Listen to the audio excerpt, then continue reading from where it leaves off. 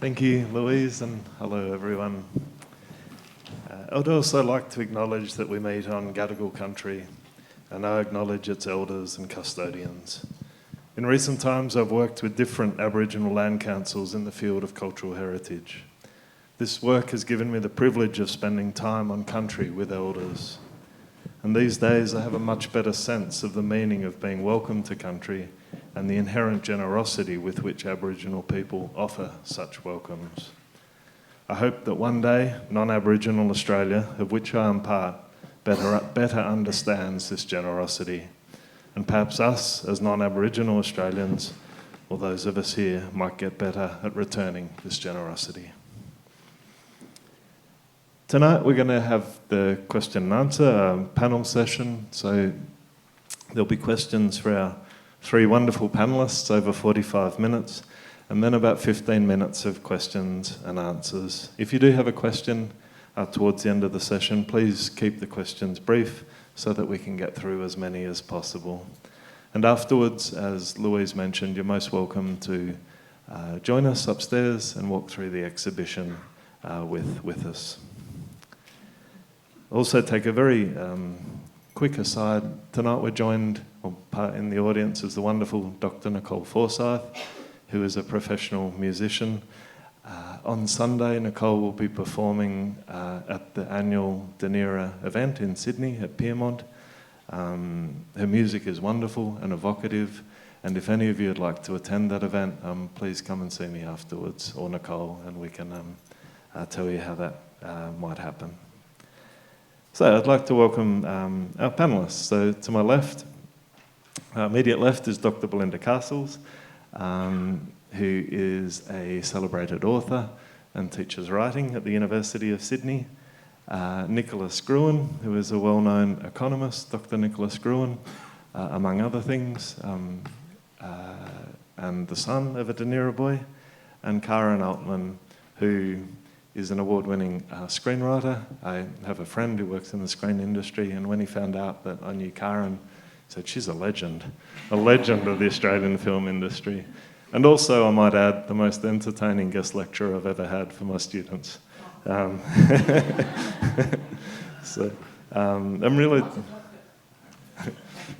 I'm very delighted to welcome Belinda, Nicholas and Karen to this panel.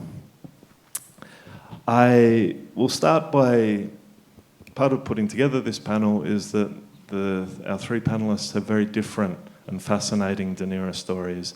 So I'm going to start by asking each of them to explain something of that story, and then we'll move on. So maybe Belinda first. Thank you. All right, thank you.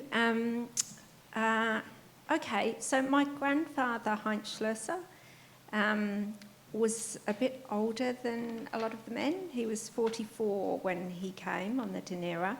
And his history was that he was a trade union leader in Duisburg, in the Ruhr area of Germany, as was his father.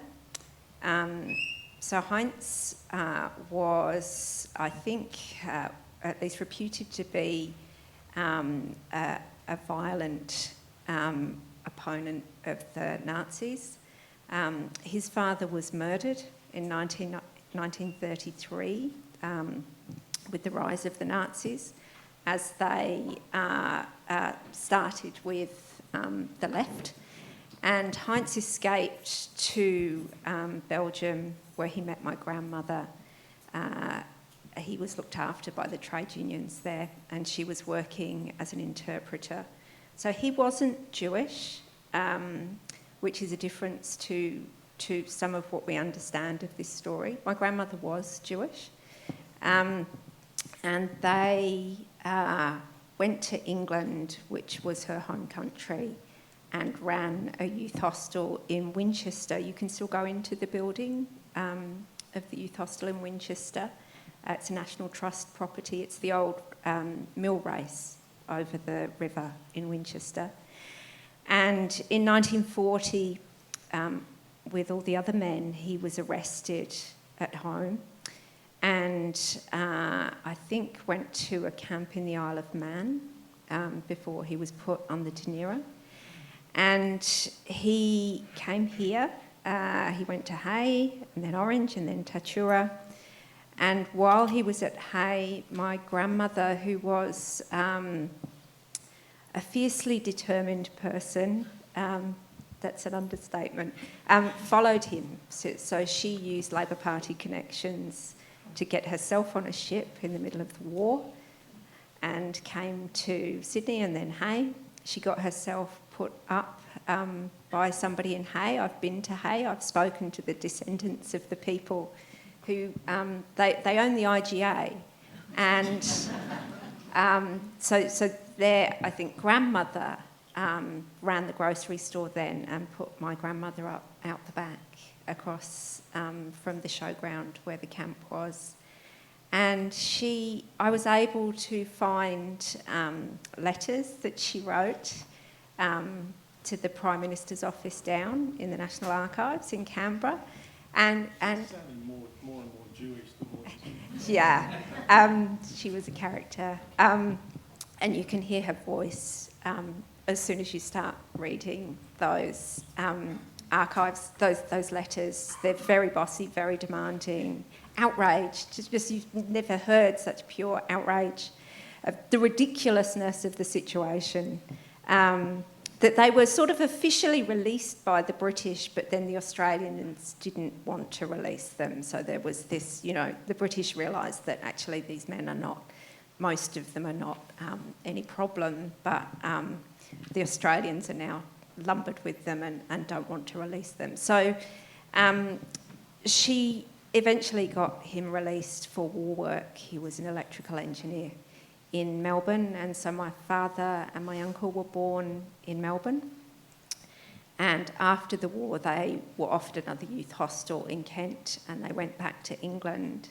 And so I guess the afterlives of our story is that my father Frank and my uncle Stephen both came back as adults to work and live in Australia. They had Australian citizenship. And I guess it's a funny little quirk of our family that happened to my brother and me too, that we both grew up in England with our mother and both came to Australia as adults. So my grandfather did not stay here and to my knowledge did not talk about the experience, and yet it has shaped the whole trajectory of our family's lives. Thank you. Thank you, Belinda.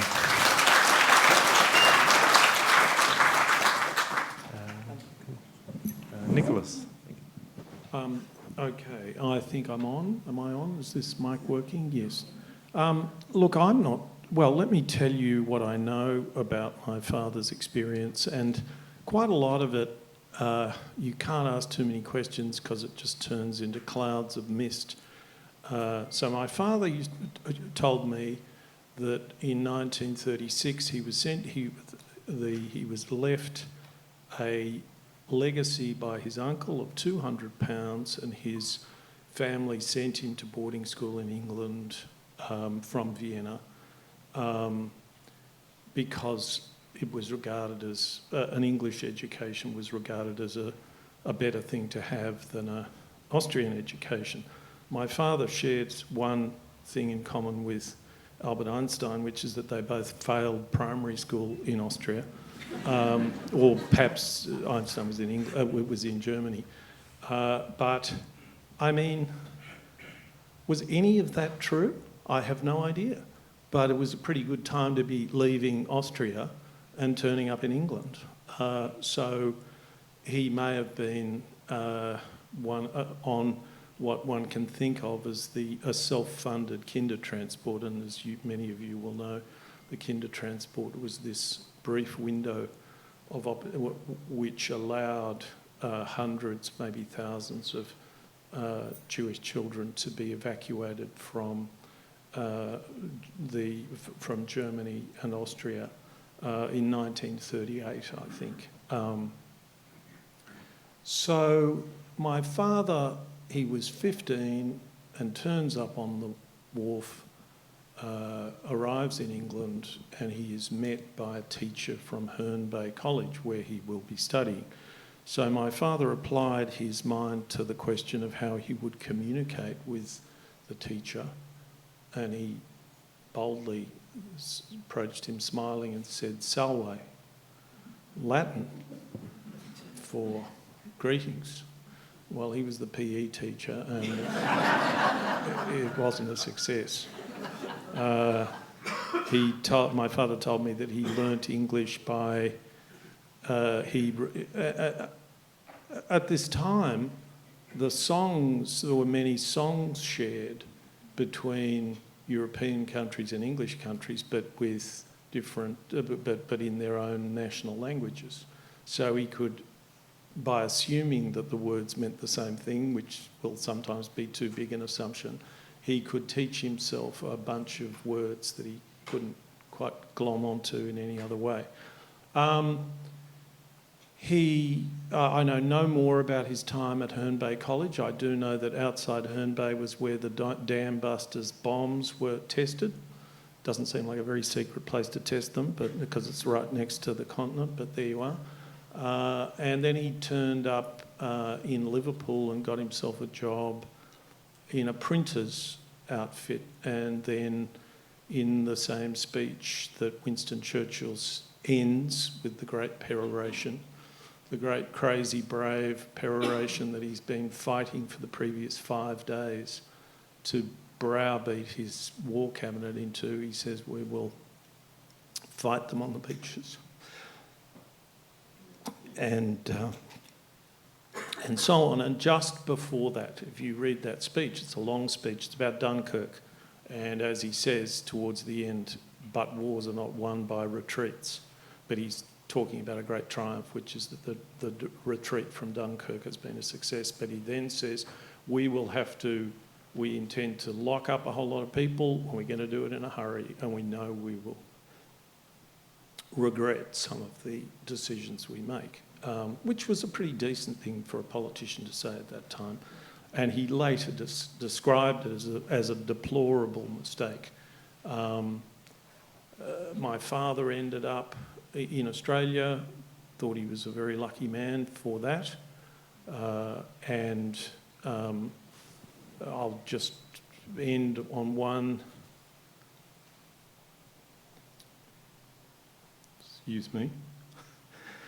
note, which is that he died of bladder cancer.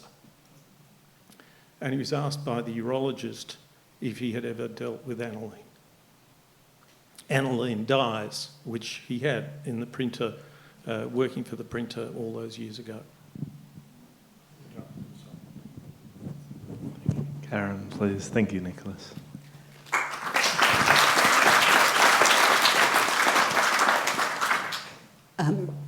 I think I'm even more of an outlier than Belinda's dad, even though I think, grandfather, I think there are a lot of similarities. My father was not Jewish.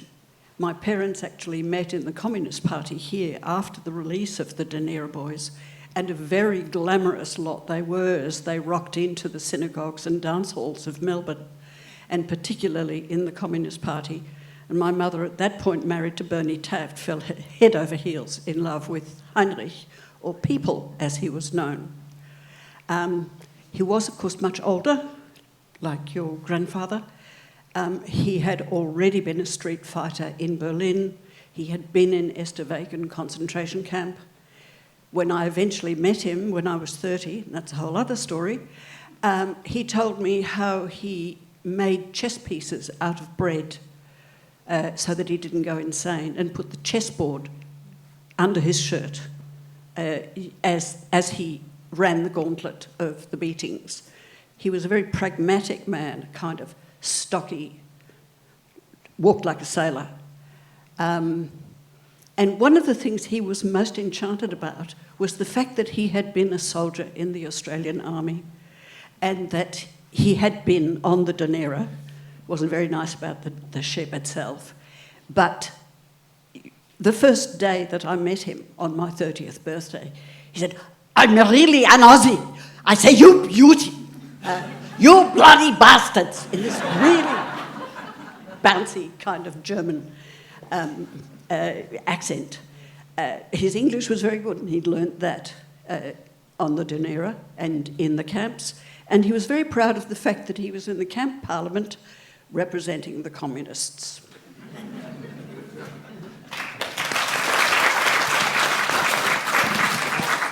I'll just add one quick story, which is how the Dunera boys caught on to the Australian sense of humour. The year is 1967. We are in the Midwest and we are having dinner with a straight-laced American economist, nice man called Ken Spitzy. And after grace, he makes an announcement, and he says that he's aware that Australia has lost its national leader. And we were all rather embarrassed because yes, Harold Holt died, and, life goes on. And we didn't make all that many speeches about it. And anyway, my father diffused the embarrassment by saying, well, the thing is, Ken, thank you for those thoughts. In Australia's really quite a small country, and when something like that happens, we will just move up one.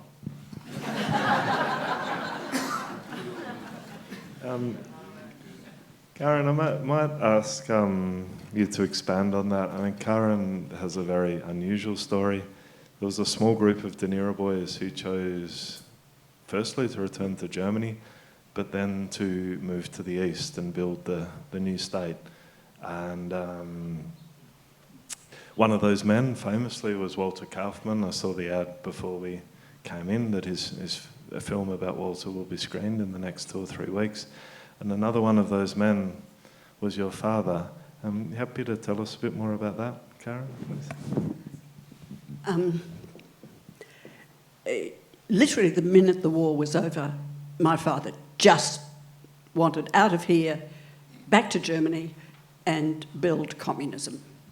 And my mother, like a goose, followed him. I was actually born in England on the way, thank Christ. And my mother very smartly got me an English passport. I think she might have been a bit suspicious. And she had, of course, spent the whole of the 30s trying to leave Germany and not have papers, and I suspect that's why she was so insistent on it. That was a marriage that disintegrated quite quickly. I mean, the god really failed for her. So she, who had been a refugee once, became a refugee a second time in the 50s and came with me to Australia. And it wasn't until well after her death that I was even able to think about trying to find my father, and indeed the brother who had been left behind somehow. Eventually, quite by accident, I discovered that one of my film school colleagues' father knew him, and we had a sort of very peculiar telephone conversation, and agreed to meet. And I was terribly nervous, I remember. And he said, well, how will you recognise me, having the arrangement to meet at Friedrichstrasse? And I said, oh, it'll be easy, you'll be the one with the rose in your teeth. I always make jokes when I'm nervous, viz. Today. So I actually crossed the border and I looked around and there was this stocky little man with a rose in his teeth. And he was hugely theatrical and hugely pleased to meet me, and for some peculiar reason, terribly, terribly concerned to introduce me to his colleagues, even coming from the station. So he took me to his former office, which he declared had been the headquarters of Goebbels. And he went from door to door, introducing me to these rather grey fellows. I only worked out subsequently that he was kind of keeping his nose clean with this Western person who had suddenly appeared in his life. And he was enormously pleasant and delightful until we got to his flat and the door shut and the act stopped and he said, now give me your birth certificate. And he had told me he wanted me to bring my birth certificate, and I was puzzled. I gave him my birth certificate. And he had very bad eyesight. He was one of those people who read things like this, glasses on his head. And he looked at this very carefully. He said, "Aha, now I know you are my daughter." "Why?" I inquired. And he said, "Look, here, on the birth certificate, they made a mistake. And they had spelt his middle name incorrectly in the Czech way, because when he went to England, he had come from Czechoslovakia because he'd been a resistance leader in Czechoslovakia. And it said Jindrich instead of Heinrich. So suddenly I was kosher.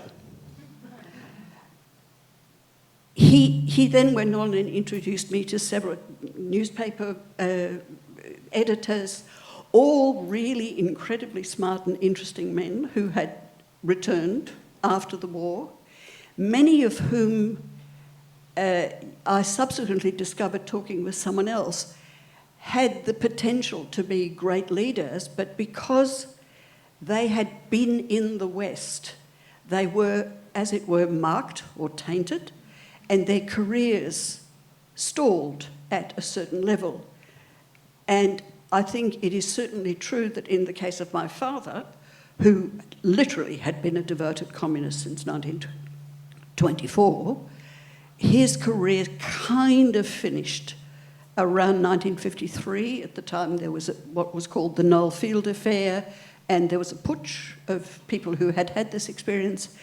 And he then went on to a very interesting career in the gloriously named Afro-Asian Friendly Society. And, you know, where was John le Carré when that one was invented? And it turns out that he was basically running guns to the revolutions in Africa. And he very proudly told me that he is an absolutely declared chief of several African countries, and he was a great buddy of Arafat's. I kept my Jewish mouth shut on that one. Thank you, Karen. One of the sort of remarkable things about that story is I think it's a nice illustration of how far, or in different ways, Dunera stories depart from the received narrative that we often hear. So I might ask both Nicholas and Belinda to say a bit more about sort of their families' Dunera experiences. With the question in mind, do you think that Dunera history and memory pays enough attention to these differences in narrative?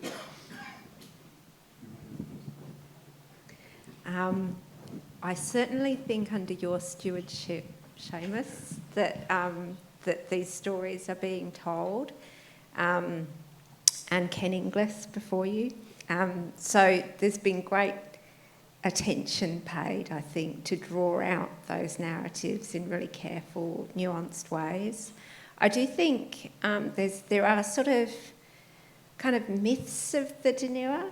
I think the television program, the drama, created some of those myths or lent into some of those myths. In our family, there has been a kind of silence from the person who experienced, the Dunera and the camps. And so I guess, as is the way of things, stories have sprung up around him. My grandmother was always keen to try and find out more. We had this weird dynamic in the family where Heinz spoke to a younger cousin in Germany, and then Faye would sort of pump him for information. And so things come through these kind of circuitous routes. I've spoken to that cousin as well. Amazing memory, lawyer. I put a dictaphone in front of him and just said, "Okay, speak." Wonderful details of him running guns into Germany in coffins during the 30s, or in that early part of the 30s. And so I think these stories are there as soon as people pay attention to them. I think as soon as you hear both of your stories, you see how different they are. But then some things that are familiar, the little connections, the little things that you recognise that are actually really wonderful to hear as well. And I think that as long as, this is a very full room of people paying attention to the actual detail of how these things work and not assuming that they already know the story of these men, that as long as this work continues, then I think it won't be flattened in that way. And I thank you for that, Seamus, as well as many other people who've worked very hard. I think just before we throw to Nicholas, I think one of the things we sometimes forget is, many Dunera men were left after the Kristallnacht pogrom in November 1938. But your grandfather left 1933, and a lot of Dunera men escaped Nazi Germany in its very early years, and some Dunera men, one of my favourite examples is Douglas Borner, who lived his whole life in England but just happened to have been born in Germany, and his mother never changed his passport. And so he became a Dunera boy, a man who knew nothing about Germany, didn't speak a word of German, lived his whole life in England. And so I think we need to be alert to these differences. Nicholas? Well, look, I'll just follow up with that story. In 1986, my mother received a letter from the Department of Immigration telling her that she was stateless. She was a third cousin of Banjo Patterson. Her family had been in Australia since the 1850s. But she had been born in Leeds after World War I to two third-generation Australians, and that meant that they had decided in their wisdom that she was not an Australian citizen. And I told her, I said, you just should tell them that that's their problem, not yours, and they should sort it out, or you would see them on This Day Tonight, as it was then called, or perhaps as it was called perhaps it was already being called the 7:30 report then. Anyway, she didn't do that. She applied for citizenship, and the most obvious way to do that was that she was married to a naturalised Australian. So my mother was made an Australian citizen because she was married to my father, the Dunera boy. So every country has an immigration department that is literally mad. And right now in America, there is a term where you go on a visa run. And most immigration departments run these things, which is that if you're out here, you can become a permanent resident, but you've got to leave and then come back again. And this is what's going on to get green cards in America and to get the ability to live here and so on. But now I think that could only be described as a digression. So I think the Dunera phenomenon kind of caught up with my father. I don't think he was a little bit surprised by it and a little bit bemused by it as well. Because he was one of the better known people, he was often asked to give speeches and so on. And he mind just explaining, Nicholas, that he worked with Whitlam? Yeah. So he was an economist, and actually I can tell you another good story about that. Because he was an economist, he was quite a prominent economist and was one of the architects. Please don't. Well, you're welcome to start booing, but he was one of the architects of early Australian neoliberalism, which was a much better brand of neoliberalism than we saw from Margaret Thatcher and Ronald Reagan. But he was an agricultural economist, and he documented the cost of tariffs to our economy. And he was asked by the Department of Prime Minister and Cabinet, not Whitlam, to be a consultant to them, but a lot of the work was with Whitlam. And on his first meeting with Whitlam looked at him and said, Gruen, yes, Walensky, Spiegelman, now there was Freudenberg. I was rather hoping you'd be an Arab, Gruen. Anyway, so my father was a somewhat bemused Dunera boy, and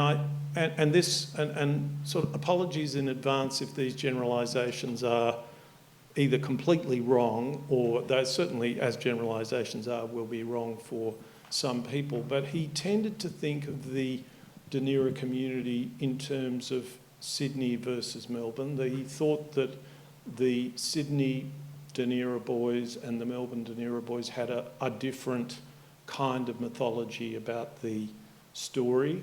And the Sydney version was much more secular Jewish, but secular, not, and the Melbourne one was closer, there were more Orthodox Jews, and the Melbourne mythology was also dwelt more on the idea of the Dunera being I would hope that they would think that an atrocity was too strong a word, but it was a pretty unpleasant experience and some pretty sadistic things happened. But my father was completely uninterested in dwelling on that. He certainly didn't deny it, as he had never denied his Judaism, as relatives of his had denied theirs and denied him.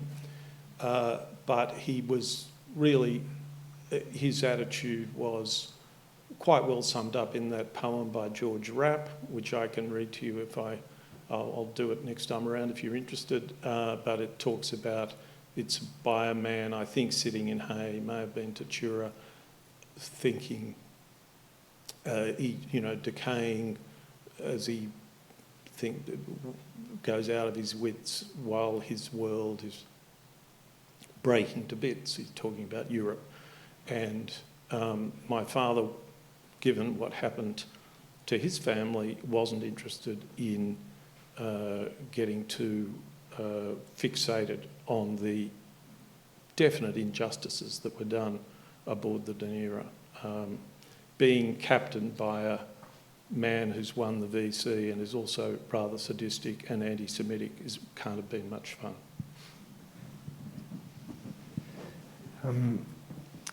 The artist Owen Fabian in State Library now has been lucky enough to acquire much of his wartime Dunera art and is well represented in the exhibition upstairs. Owen died in 2020, aged 104, worked till the end of his life as well. And he drew no distinction between his experiences as a Jewish refugee on the Dunera and those of more recent and often Muslim asylum seekers. Owen saw these as different chapters of the same story. I'd ask each of our panellists to speak about what parallels or differences do you see between the Dunera story and more recent histories with regard to refugees and asylum seekers? Start this end. I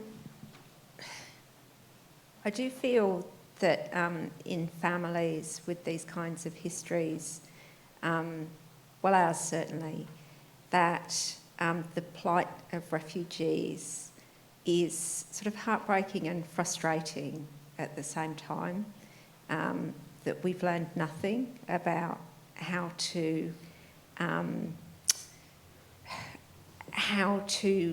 not just look after people that have come from war, but also the richness that people add to a culture, the waste of locking people up and locking people away and separating them from us.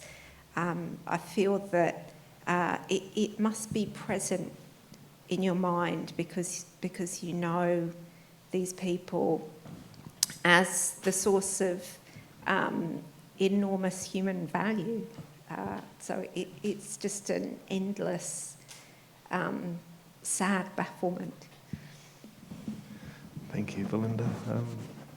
Karen? Until the last 20 years, I'd always regarded the Dunera as the last transport.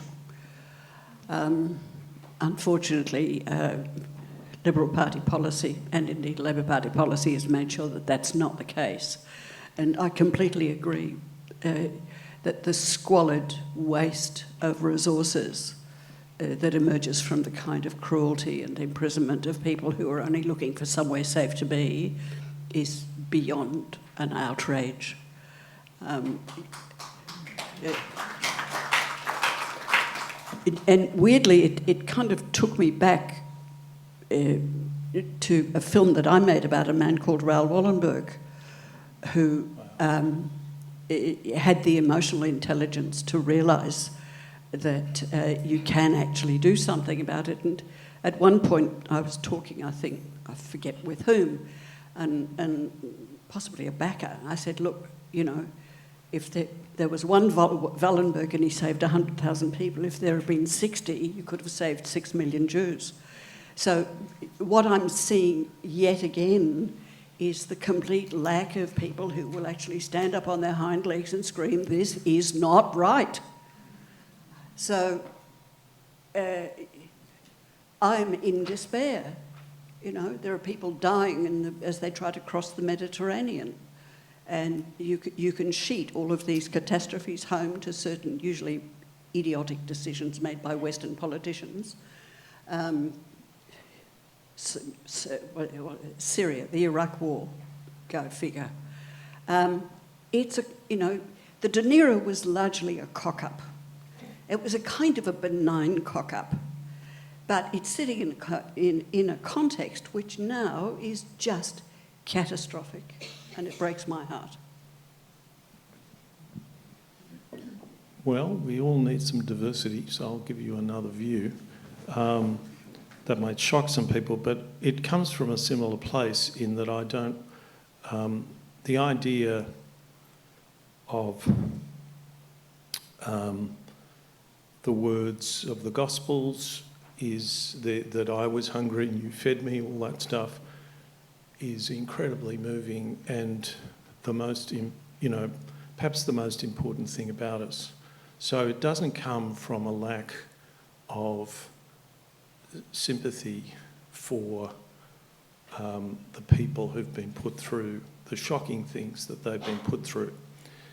But what it comes from is the fact that whatever we do, we're a rich country. There are more than 20 million refugees, and we're not letting them in. We're not letting in 20 million refugees. So we're going to be bastards. That's what we're going to be. We're going to be in the presence of someone who says, please help me survive. And we're going to say, well, we'd like to help some of you survive, but we're rich and we're staying rich.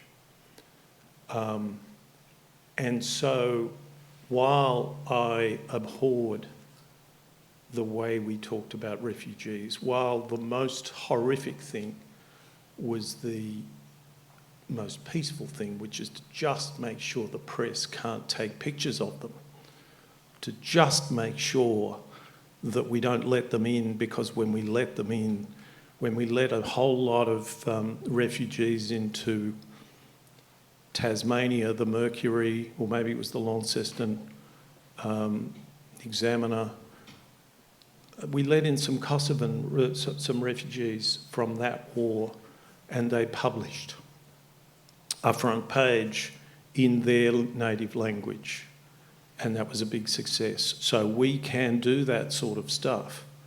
But what I don't like is the way our politics arranges itself into goodies and baddies. What I don't like is people not accepting that horrible decisions are made by rich countries. I'm putting my hand up to be making some of them, not quite of the kind that we've made by sticking people on Nauru and so on, but Angela Merkel let in 1 million refugees, the greatest act of generosity that a great act. Many of us were thrilled about it, and Germany is awash with some pretty nasty things going on. So what I'm getting at is that by all means try to bring our best self to these questions, but let's not become too self-righteous because we're part of a cruel system, a system that ends up at a cruel place, which is no, you are poor, you are unsafe, and we are doing nothing about it. we need a politics that can acknowledge that and not wallow in self-righteousness. And in fact, I sponsored some Hazara kids, and I gave a speech about the Dunera, and I gave a speech about my father. And I was very careful in that speech to speak of the tragedy, to speak of the challenge, to speak of the challenge of being truly humanitarian, and to speak of welcome, and to speak about the generosity of Australians, but not to be self-righteous about it, and to just try to focus on the better angels of our nature, and to know that we live in a world that is full of plenty and full of scarcity and full of goodness and full of not so goodness. And none of us are so great that we can't acknowledge our own role in keeping those walls up.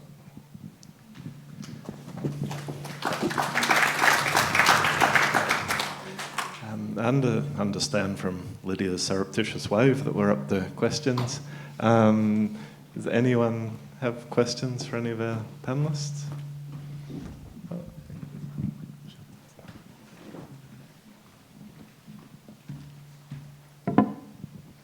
As you can hear, I'm English, and I think the Dunera is a shameful episode in British history. I mean, it's one of many. And you quoted Winston Churchill's speech. There was no excuse for it. I mean, you said that your descendant was already in an internment camp on the Isle of Man. They took him out of the internment camp and put him on the Dunera. The conditions on the Dunera, and I'm not surprised that anybody who went through them wants to forget about them, were horrendous. And they changed their minds about the categorisation halfway through. But, I mean, Australia's a long way away. So what do you think about the British?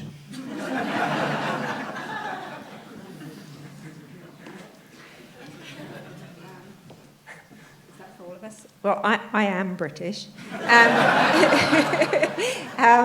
I guess on this and many other subjects, I have an ambivalent relationship to being British and to being Australian as well. Yeah, I think it's a tricky one. There's a note of, I think you used the word cock-up, of that about it, but it's a cock-up that had profound effects on people's lives, as government decisions often do. Australia is such a long way, could almost not be further. I don't know, that's an interesting question that I will continue to think about afterwards. What do I think about the British in relation to this question? What do I think about Churchill in relation to lots of things? I think two different things at once. I have admiration for Churchill, and also know what the downside of those huge decisions are, I guess. Yeah, sorry, I guess it's complicated.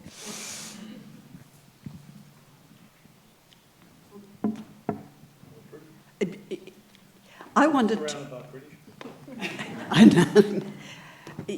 I wonder whether one of the issues with the Dunera, the boat itself, was the psychopathology of the man who was running it. Shakespeare has this wonderful quote, I forgot where it's from, clothed in a little brief authority, and then you find the bully. And that seems to me to be a ship to have been rotten from the head and run by a bully, and probably a very anti-Semitic one at that. So, I don't hold the entire British nation responsible for the fact that this man is a shit. So I guess I feel similarly. My father told me, again, not with any drama at all, he told very few stories about being on the Dunera yeah, I mean, I just sort of knew that that was something that he'd done. But he did tell one story, which was being got to come up on deck to exercise, which they needed, they had got very little exercise. And as they ran around the deck of the Dunera in their bare feet, the British crew broke beer bottles on the deck, which for them to try to avoid. So it was not a nice thing. The most extraordinary thing, and again, I feel like Karen, I'm not blaming the British for that, and I'm actually, this is really in my ignorance, not because I think I know, but yes, I know they were Jewish. I know it stands to reason they're not on Hitler's side, but you're absolutely scared shitless that you're about to be invaded, and these people are from Germany, and some of them may be posing as Jewish. It stands to reason that you might do something like this and then regret it. And that is precisely what Churchill said at the time, not afterwards. He also admitted at the time that he called it a deplorable mistake. But he actually foreshadowed that in the very announcement when it was made. But the thing that did, I've got to say, the extraordinary thing was that my father was giving a speech at the 50th anniversary of the arrival of the Dunera. It would have been September the 6th, I presume, in 1990. And many months before, they invited the British High Commissioner to celebrate the event. And the British High Commissioner had a note sent saying that unfortunately the British High Commissioner wasn't available for that particular engagement on that evening in Sydney. And my father gave a speech saying that, and then I forget what happened, but anyway, my father gave a speech which drew attention to the the comic idiocy of this gesture. They weren't invited there for it to be a 2-minute hate. They were invited there the British High Commissioner was invited to be part of the occasion. But alas, stiff upper lips being what they were, if that's what it was, who knows what it was. But possibly a guilty conscience. Well, indeed. But then there's nothing like moving beyond it, is there? But there you are. So that's an interesting little tidbit. Probably have time for one more question. What happened to female refugees from Germany that went to Britain?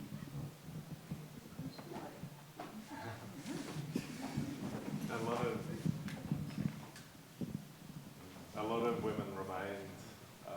Carol's the best person to speak with about that, but a lot of women remained in Britain, interned in Britain, and then I think subsequently freed. Basically, some were interned, some in their own right. So some of our Dunera, their wives and that were interned, and young children went with them. But by and large, women were not interned. There's a story about one Dunera boy who was a composer, I believe, and he was living in London with his wife, and he went out one afternoon and never came back. And his wife didn't have the slightest idea where he'd gone, and he wasn't allowed to contact her. There you go. Possibly one very quick question before we finish, if anyone would like to ask one.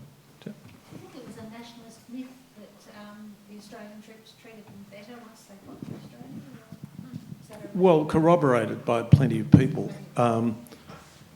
They thought all their Christmases had come at once. That's what I've heard, and I'm just one. I'm the son of just one of these people. But no, I've sort of half jokingly suggested that we set up a big sandwich in Sydney, at Ultimo, because when they arrived, they'd had this horrible food, and then somebody went. I think they were herded onto a train, and then someone went up and down the aisles, and they got corned beef sandwiches, and they tasted really good. There's also a story about after the trip, or most of the way to Hay, one of the Australian soldiers figured that these people were not dangerous and asked them to hold his gun while he rolled a cigarette. So it's quite well supported that, and that's why I'm sure there was a fair bit of anti-Semitism, certainly xenophobia. But Australians, this is something that comes up in John Hirst's history, which is their sort of generosity, really. That the way he thinks of Australia is a kind of a very liberal and tolerant society disguised as its opposite in certain ways. But you have to get in and present yourself, and then the Aussies will say, oh, well, he's a bit strange, but, he's not so bad. And that's well presented in Women in Black, in the film Women in Black, if you want to watch that. I think, just to add to that, there are many myths about the Dunera. It's a subject that's sort of attracted numerous myths, but the better treatment by Australian soldiers isn't one of those. As Nicholas said, there is a lot of strong evidence about that. And I'll just add one small anecdote. One of my favourite, or possibly my favourite Dunera story, many of the guards that looked after the Dunera internees, they were on sort of home duties because they were older. Many of them had served in the First World War, and some of those men had served in Palestine. And my favourite Dunera story is of a man on the way to Hay, and one of the guards realised that this man was Jewish, and from his time in Palestine in the First World War said Shabbat Shalom. And that man never forgot that until it was the first moment of humanity he'd experienced in years. I think it's a really lovely story. I think that brings us to the end. By way of thanking our three lovely panellists, I'm going to tell you a little thing about each of them. Karen's film that she mentioned about Raoul Wallenberg, I've had the privilege of seeing that, and it's absolutely superb. It really is, and I'm not just saying that. So if you can get a copy or can see it, I encourage you to do so. It's a wonderful film. Nicholas puts out a weekly newsletter each week, which is stimulating and challenging and interesting, and I'm sure he'd be happy to take on more subscribers. Substack will handle the bureaucracy. And Belinda, one of the novels Belinda wrote was a fictionalised account of her grandparents' lives. That's fair to say, isn't it, Belinda? Yep. And it's a really lovely novel. Belinda Castles, Hannah and Emile, and I encourage you to find that book. We're now heading up to the exhibition. Be delighted if you'd join us. But in the meantime, please thank our three wonderful panellists.